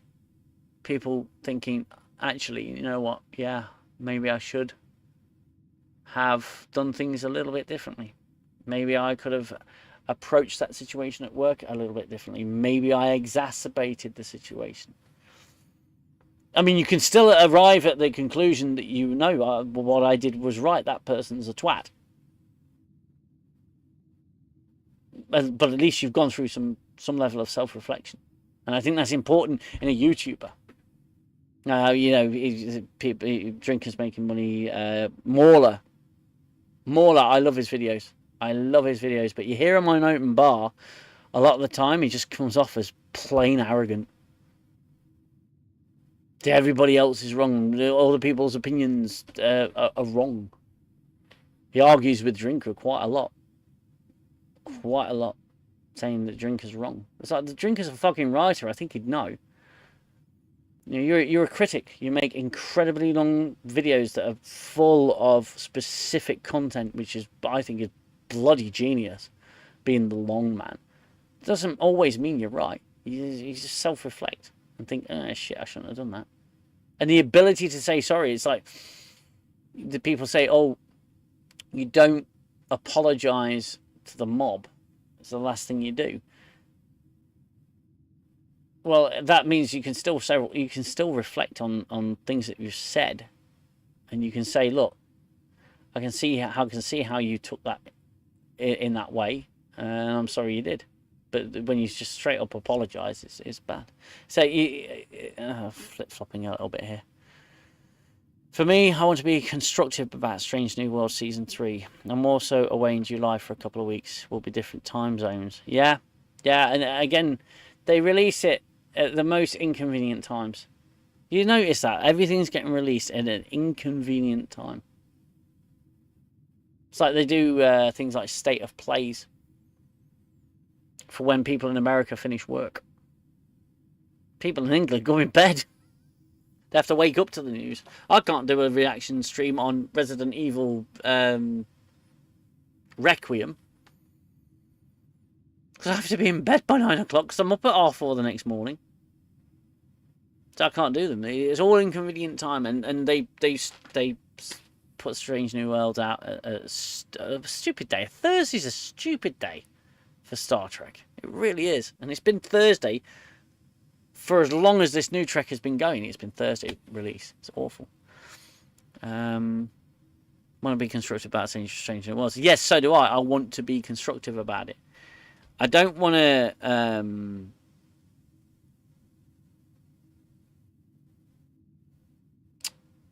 how can I put this? I don't want to bash the actors, bash the actresses. I want to bash the writing if it's bad. If those episodes are good, then I want us to talk about how good, what was good about them. I don't want them to say, I don't want to say that Anson Mount is, it looks like this and looks like that, Carol Kane, well, she's just annoying and all of that sort of stuff. I want to focus on being critical of it in a constructive way. We can still have a laugh and make fun of the choices that they made, but we're going on. Again, I'm not going down that road that the open bar lot have. I won't do it. Reviews be damned. I want people to come to 10 Forward and think, these guys are having a genuine chat about something really awesome. Guys, this has been brilliant, but I need to go totally with you, Dangerman, and always do what's right for you. Thank you all again for making me feel so welcome within this great community. Much love, Guna, my friend. It has been a genuine pleasure to speak to you today. Get in the Discord. And please post your gaming streams in the promote yourself section of the Discord. That's what it's there for. Get people watching your channel, get more interaction with your channel. It's fantastic. The work you do over there is great. And check out Guna. He's a solid bloke. And again, the people in the Discord, I chat quite often to people in the Discord, and not so much at the minute, but yeah, I do chat, and we all have a great time. We all have a good laugh. Nothing that's said in the Discord goes on to the stream. It's all pretty much just an open forum for people to talk. Channel plans, back to channel plans. 10 Forward will be coming back. Like I said, there'll be a little bit of a staggered return. But we won't just do streams for the sake of doing it. We will have a subject on the streams. Once Strange New Worlds is done, if there's nothing to talk about, we won't be going on the air with it. Video-wise, I'll do some Strange New World reviews, and if I feel then afterwards that I want to review some other stuff, I will. I would love for you to all to come over to the gaming channel, because my intent is to stream gameplay and to have fun. Because one of the things that I thought that one of the things I came to realize that made me happy and I wasn't doing it anymore was gaming. Playing computer games has been with me since I was 5. Pong. With the home entertainment systems, playing Pong. I had a Tandy computer with all the floppy disks and all the games and everything. I forget the name of Battle Chess was one. All these sort of older games. And then we got a Mega Drive, family Mega Drive. I was playing Mega Drive. Loved the Mega Drive. I got a PlayStation, PS1, PS2, PS3, PS4, PS5, Xbox, GameCube, N64. Got them all. Had them for years and years and years. Been gaming all my life. And it was the one thing that made me happy. The one consistent thing that made me happy in my spare time was to game. And I want to do more of it. I want to stream gaming. I love to game. And I love having people around watching me play games, and we can have a chat and a conversation whilst we do it. I love game streaming. It's brilliant. It's brilliant. It's just fun, you know. It's just shared experience as well. And same with 10 Forward. 10 Forward is a shared experience. But in terms of reviews, I review now, outside of Star Trek, what I want to review. I wanted to do a Last of Us Season 1 review, but I just ran out of time. There's no way to do it. Now I want to make quality content for this channel. Like real quality content, like the 3 reviews that I've done that, you know, and again, I'm not having to go at people. The people who came along and watched it and interacted with it and shared it, fantastic. I love you guys to bits, but they're just not doing well. The better videos are not doing well, or the stuff that I think is better.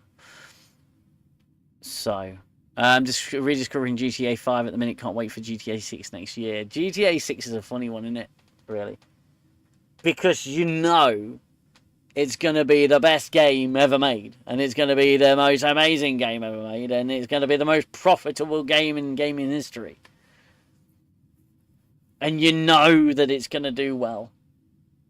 And there's going to be so much to do, and it's going to endure another decade after release. You know all this sort of stuff. And I'm going to get it. You know I'm going to get it. I know you're going to get it. Everybody's going to get it. Except the people who are really stubborn and just say, no, I'm not buying into that fad. I know I'm going to get GTA 6 as much as I know I'm going to get Resident Evil 9. Despite the stuff I don't like about it, I'm still going to get it. I'm going to get the Silent Hill remake. I'm going to get the Metal Gear Solid remake, despite the fact that it's just a new skin. And they've just remade it. The Konami have just remade it. They're chucking money into these franchises where the original teams have disappeared and there's absolutely nothing original about them anymore. I know I'm going to get it because I want to play it. But I've said this time and time again, the newer games are getting worse and worse and worse and worse and worse. And this is why I streamed Silent Hill earlier. This is why I streamed first on my channel was Black. Fantastic first-person shooter. Freaking amazing. And made by EA freaking Games, I believe. One of the worst game companies out there. I love Resident Evil. I love it to bits. I love it to the end of the earth, and I will always love it. The same as I love Star Trek. It's Star Trek and Resident Evil are my things. It's my bag. And I love doing the gaming channel stuff. It's been great so far, and I want to keep doing stuff with it. So I'll be doing more work over at the gaming channel. If you've not already subscribed to the gaming channel, subscribe to the gaming channel, because I will be over there quite a lot. I'd love to get it monetized. I really would. But that's a ways off yet. But I will stick with this channel, and I will continue 10 Forward and continue releasing reviews. It won't, outside of the regularly scheduled stuff. Probably be bitten and bobbing, but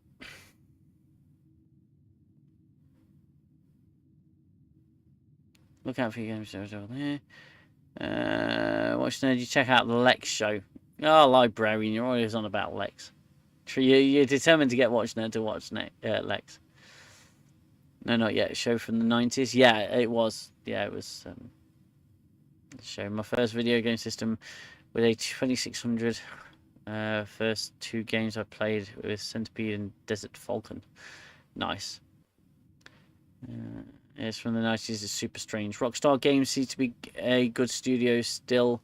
I agree that many modern games are bad. My biggest concern with GTA 6 is that it won't do as well as it could have done, because there's a good chance that it's been DEI'd. But the whole point, I feel that the spirit of Grand Theft Auto has been lost, the same as the spirit of Resident Evil has been lost.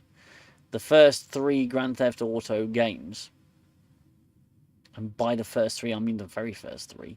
Well, the 2.5. Grand Theft Auto London, and Grand Theft Auto 2 were stealing cars and running people over and shooting people and doing jobs and all this sort of stuff. And then GTA 3 and Vice City and San Andreas came out. They sort of upped the ante and they changed Grand Theft Auto and what it was, and it was suddenly about, something else. And then GTA 4, 5, and 6 are very, very different again. GTA 6 has become so open world that I think it's lost, like GTA 5 did, I think it lost a little bit of fun. Maybe allowed to say that, I don't know. Might get chastised by people. You can find it, check it out, it's on YouTube. Yeah, what Alexis on YouTube. But yeah, you know people are going to buy GTA 6. Of course they are. Won't matter if it's £100. You can charge what you want for it. Charge what you want for it. People will buy it. But it's funny, isn't it? Because people would not accept New Trek. Not everybody does. Not everybody buys into it, and that's mostly just free, isn't it? Television always has been. It's funded through advertising. Not putting bums on seats in the cinema. I mean, we went to see How to Train Your Dragon, the remake. Or the live-action adaptation, shall I say, of How to Train Your Dragon. As a family, we love How to Train Your Dragon, the movies. I think they're great. The kids loved them ever since they were little. Paige and I really like them. They're good animated films. And I have to say, How to Train Your Dragon is probably one of the best live-action adaptations I've ever seen. And that's how you do it right. Still had that race swap though. But I just wish they found a less wooden actress to do it. To be quite honest, I don't think she quite pulled off Astrid. But,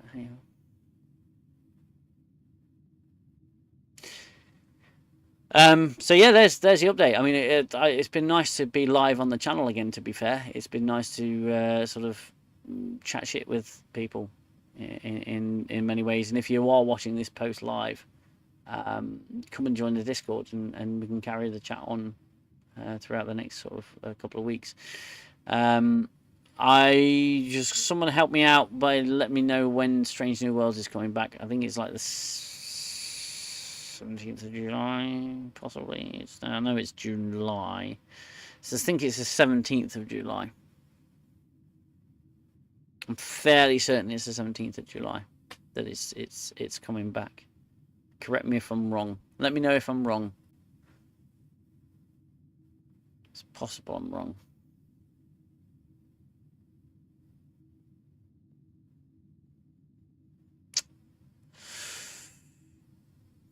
Either way, when Strange New Worlds come back, that'll be the first episode of season 2 of An Evening in 10 Forward. I think it is, yes. Yeah. Okay, so 10 Forward, the next 10 Forward will be on the 18th in 3 weeks' time, I believe. Let me just double check. 1, 2, 3. Yep. 3 weeks' time, we'll be back. It's 2 episodes. It's one less stream to have to put ourselves through, I suppose, in that sense of reviewing it. Season finale, 11th of September. How ironic is that? September. So they're doing 2 episodes. That means I hate it when they do that as well. I really hate it when they do that. 2 episodes premiere. What the fuck? I mean, come on. It means I have to sit there through 2 episodes. Do a video on 2 episodes. I miss out on a video. Wankers. Tell you wankers they are. You do it on purpose. Just to shaft over YouTubers. Yeah, shit. I do a video of 2 episodes in one evening. Or I could just not give a shit and just do one episode, cover one episode. And then make the next one the next day. Possibly. And then release it when I fucking care to. It's bonkers, isn't it? Does anybody got anything else they want to add? Before I skedaddle, because my daughter will be home soon. Shortly. And don't even know how long I've been streaming for, to be fair. Yeah, nearly 2. I've got 10 minutes. 10 minutes. 10-minute warning. End of the stream. I hope this has clarified some of the things that have been going on in my head over the last couple of weeks. I started getting depressed. I've started feeling the effects of this a few months back.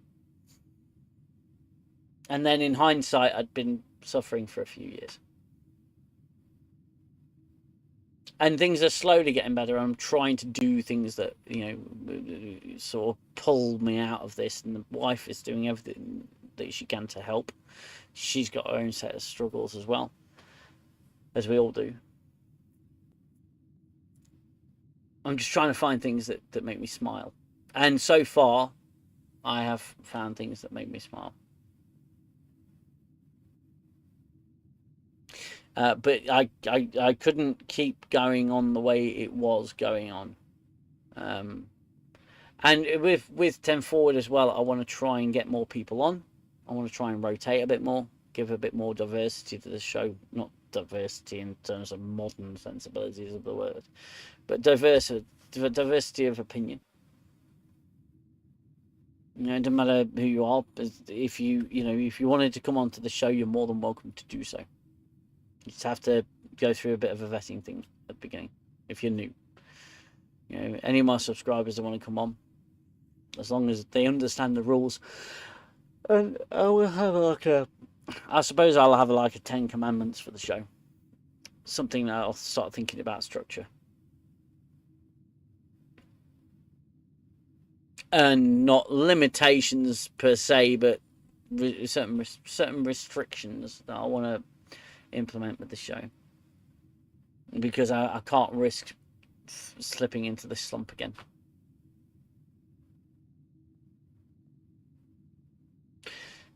Xell, mate, I'm here, whatever you need. I know I'm a handful at times, but I will support you. My friend, I really do appreciate it. I don't want you to think that I've been an ignorant prick for the last 3 weeks. What I've needed is distance away from the channel. Not you, not Watch Nerd, not anyone in particular, just away from the channel to sit and think about what it is I want, and my personal life, the effect it's had on that as well. And it's not aimed at anybody. I wanted to think about the legacy I'm leaving on the channel and the things I'm putting out there.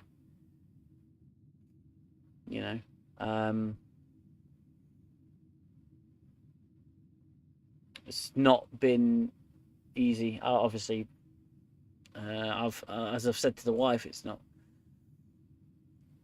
It's not my personal life. It's not my professional life. It's the enjoyment side of things. I'm struggling. I don't know about you guys, but I'm struggling to find enjoyment out of anything. And that's a big problem, and it shows up so often. You struggle to find enjoyment out of doing the things that you used to enjoy. And when it gets to that point, you have to stop and think, why aren't I enjoying this anymore? Why aren't I enjoying picking up a controller and gaming? Why aren't I enjoying, streaming on the internet? What's the thing that's stopping me?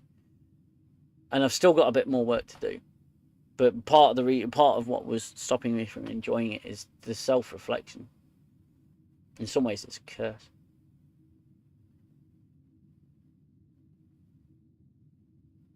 I have never, and I never have, and never would think ill of you. We all care about what you want and want you to succeed. No, I appreciate that, mate. And same goes to you, mate. I wouldn't think ill of you. I wouldn't think ill of anybody. Ever. Unless you did me harm. Or harm someone I care about. That's my general rule in life.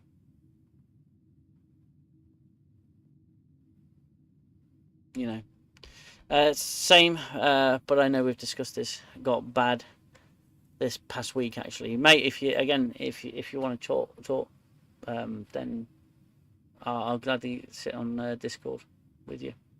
Happily. I know that things go up and down. For us, YouTube's a monster anyway. I want to make content that people enjoy and people have a laugh at.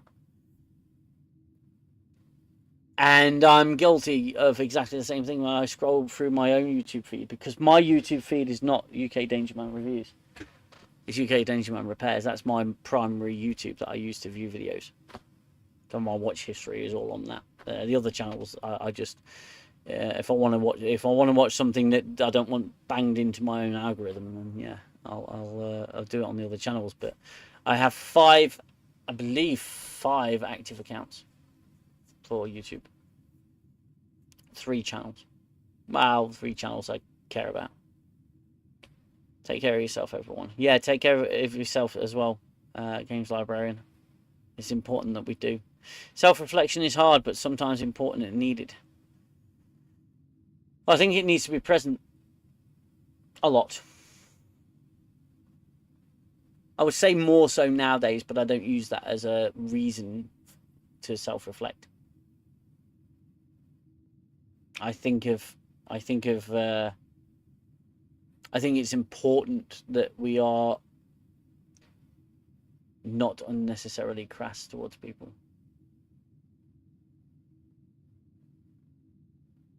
And I don't want my show to be that. And we gotta be so careful. I don't want to be the critical drinker. Again, success, all the success in the world to him. So he's got a great channel. And his videos are fantastic. But I don't want to, I can't afford to be anyway, being such a small channel. I get penalised for it a lot more than the drinker would.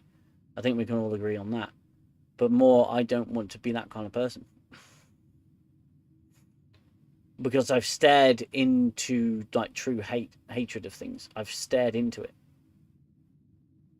And I don't like seeing that. I don't like being that. I don't like ever being that. I think it's a lot nicer to be liked than it is to be hated. But it's much better to be hated for the right reasons. You know, if it's justified. But I just don't want to be mean to people.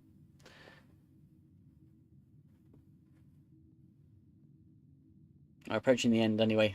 Approaching it as much as I can, as much time as I have at this point. But like I said, you are all fantastic people, and it's been an absolute honor and a pleasure to get to know you guys. It really has. I have loved every minute of it in the sense of getting to know everybody. I need to realign the show and realign the channel, point it in the right direction, and we'll keep going. But the hand on heart, I love every single one of you. Xell, Watch Nerd, Librarian, Guna, Reaver, you know, Maro Botta when he I mean, those super chats. I don't feel like I do anything to deserve those super chats. And Xell's left a super chat today. It means more than you can know. To have people doing that because they love the channel. It fills me with warmth. More warmth than you could imagine. It warms my soul to think that people want to do that for me. And I love it. I do. It's never expected. It's always welcome. But I just you struggle to feel like you deserve it. And then when you do a video that you love and you're really impressed with, and you think, ah, put those graphics in, that's amazing, and you're really proud of it, and it just doesn't do anything because YouTube doesn't care. They'll just push whatever they want to make money. That's what it's become, isn't it? That's what it's become. Right. I am going to say goodbye now. And I will be back. We will be back. And if you want to have a chat, get in the Discord. Get in that Discord. And it's so easy. The phone app's just immensely easy to use. Everybody on the channel. I'm fighting stuff back at the minute. Everybody, every single person who's subscribed to my channel, and even those who haven't, thank you. Thank you for being out there. Thank you for watching. Thank you for being incredible people. And thank you for all your support and your, your comments and everything. It's been absolutely brilliant. So thank you very much. I'm all right. I'm still going. Take care of yourselves, everybody. Much love. Until next time. Bye-bye for now.